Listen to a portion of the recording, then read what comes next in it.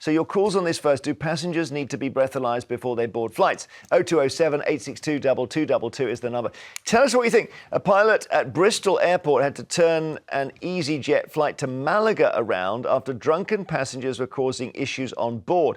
Police were called to the departure gate to meet a large group of men who were refusing to sit down and demanding to use the toilet. One passenger said the group were being loud before they even boarded the plane. And when there was an hour's delay, they just had more time to drink. So it's not the first time we've heard of drunken behaviour on flights. And I'll show you just a couple of others. And it's a theme here, isn't it? Where boozy passengers get on. Classically, it's a sort of continental flight. This is the drunk Jet 2 passenger who reduced crew to tears as she demanded to be let off the plane first. "Get me off this effing plane," she said. Laura Beaumont Caps, always double-barreled name.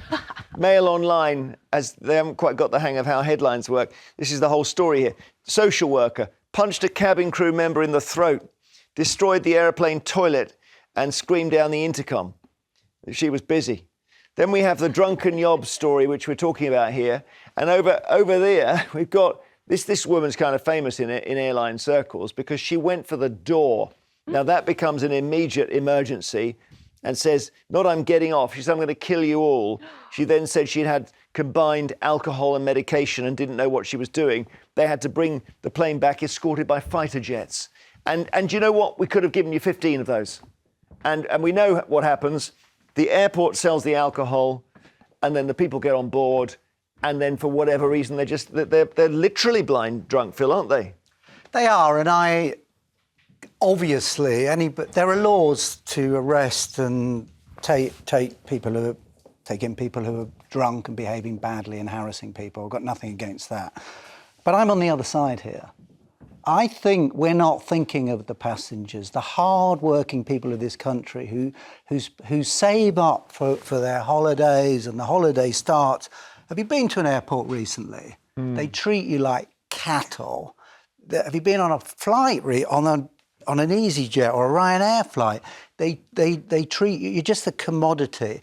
I think, what's wrong in letting your hair down, Angela, before having a few drinks in the airport, before you go off, you go on about woke all the time.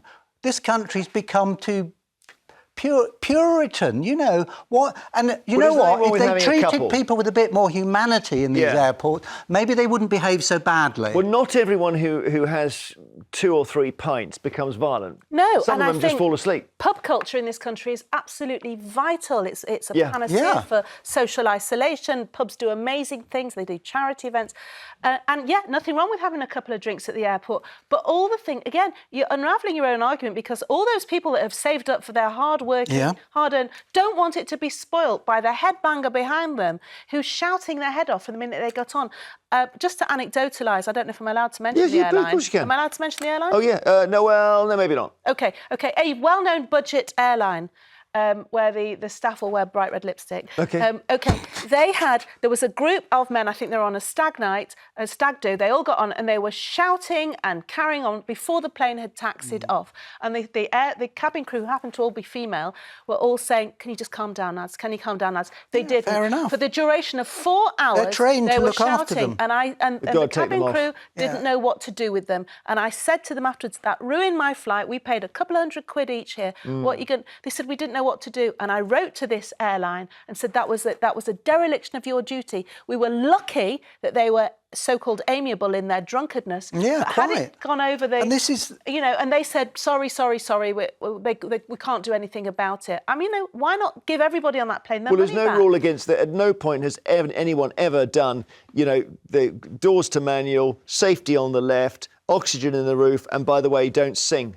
That's not part of the announcement. They were screaming. They were shouting. They're singing loudly. No, it wasn't that. It was. You couldn't hear even through headphones. Whatever happened to free? When I used to fly when I was much younger, I used to give you free drinks. I think if everyone was merry rather than some people sitting there po-faced and not joining the party. You should have joined in.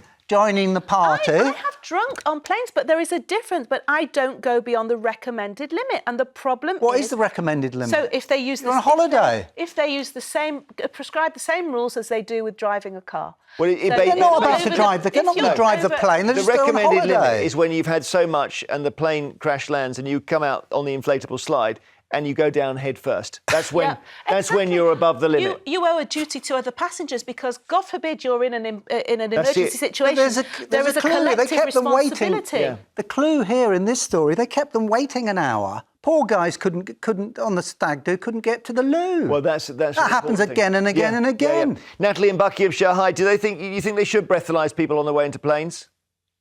I don't think they should breathalyse them. I've actually been on a plane with my children and a fight has broke out.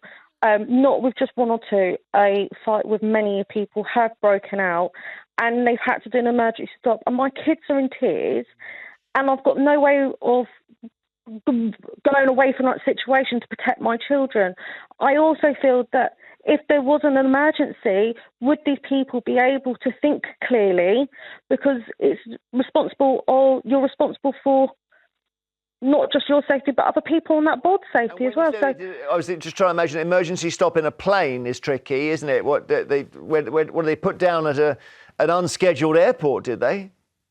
Yeah, we had to wait for the police from that country to board the plane, and they boarded with guns as well. It was just chaos. And Natalie, can I ask you, did you get any compensation? I mean, you must have lost some time off your holiday because the flight was extended. You arrived on your holiday in a very distressed sort of, feelings. Did you have any kind of compensation from the airline for that? Because they failed in their duty of care to control their passengers. So I did write an email. I explained how this affected my children in the situation. It affected me and my husband in the situation and everything else. And they literally emailed me back going, it was out of our control. No. Okay. Natalie, I'm sorry to hear. That's terrible. Alan in Glasgow, hi. Hi. Breathalyse them?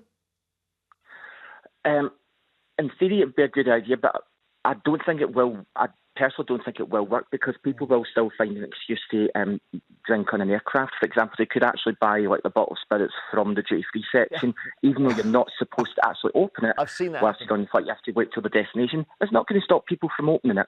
Yeah. Well, if they're hardened alcoholics, they can bring alcohol in their shoe or something. In their water bottle, yeah. Yeah, but what they should really be doing is with the duty-free, the airline should actually be taking some sort of responsibility and actually taking the duty-free off of the passengers and then handing it back to them maybe half an hour before they land so they don't have the time. Thank you. Well, all Thanks these so much. Let's get another call. Dean in Pembrokeshire, hi. What do you want to say, Dean? Jeremy. Hey, Jeremy. Right. Hello. Oh. You got me? Yeah, I'm here. I can hear you. Got you. Yeah, loud and clear, Dean. Yeah. Okay. Yeah. Jeremy. I only rang up because me and my girlfriend, we watch your show a lot, and we came back from a flight only last Sunday from Mallorca. Yep. And it's not just men, Jeremy. We came back and there was a group of women who were so drunk on the plane that the cabin staff didn't know what to do. Sorry. No, well, that's terrible. So did they throw them off? When we landed at Cardiff, there was police on the run in the check-in place. Yeah, you know what I mean? That's serious. But I don't know what they can charge them with if they weren't misbehaving. That's all. No, they were just so drunk. But all my point is, Jeremy, it's not just men, it's women as well. Do you know what I mean? Point. Yeah. Thanks, Dean. Kathy in Essex, what have you experienced? Hi. I agree with sort of a lot of what's been said.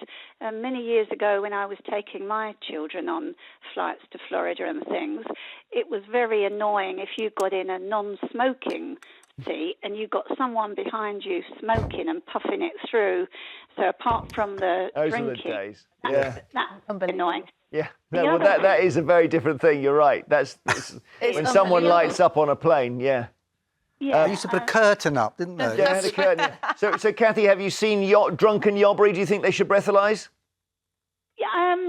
Yeah, I think maybe it would be a good idea, but I was thinking, what about the pilots, actually? There's been quite a few pilots, hasn't there, that after accidents have happened, that some of the pilots have been drunk or slightly inebriated. Yeah, well, I'm told by Director Dan Lawrence Russell, the captain, jailed 2 bottles of Jägermeister. Unbelievable. Well, that's just the argument for bringing in AI flying, isn't it?